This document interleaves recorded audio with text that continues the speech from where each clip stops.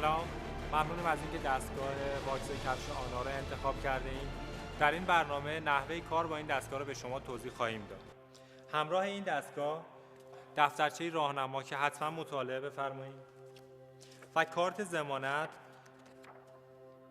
که در هنگام خرید تاریخ خرید و مهر و امضای فروشنده در اون درج شده باشه.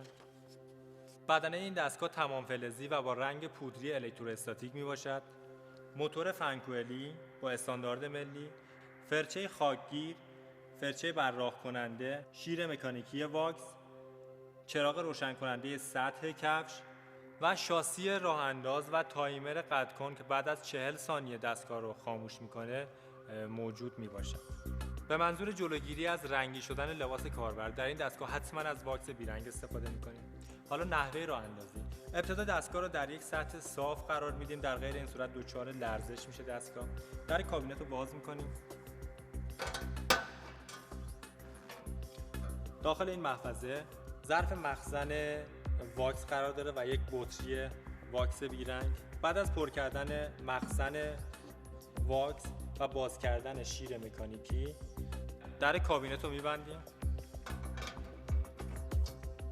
ابتدا با فرچه خاکگیر خاک کفش رو میگیریم، بعد کفش رو از پایین به بالا روی شیر مکانیکی حرکت میدیم و تزریق واکس روی کفش انجام میشه. بعد از اون با فرچه براق کننده میتونیم کفش رو براق کنیم. با باز کردن 4 تا پیچ روی صفحه لازمه که هر چند وقت یک بار محفظه زیری رو از واکس و گرد و غبار ریخته شده پاکسازی کنیم. با فشار دادن شاسی راه انداز دستگاه به مدت 40 ثانیه حرکت میکنه. در صورت نیاز میتونید این عمل رو تکرار کنید.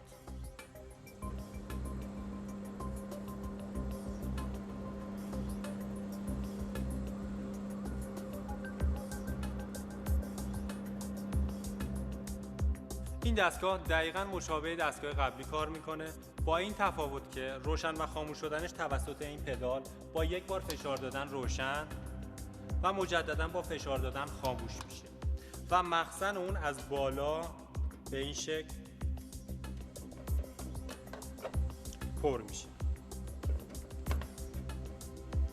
و بقیه عملکردش دقیقاً مانند دستگاه قبلیه.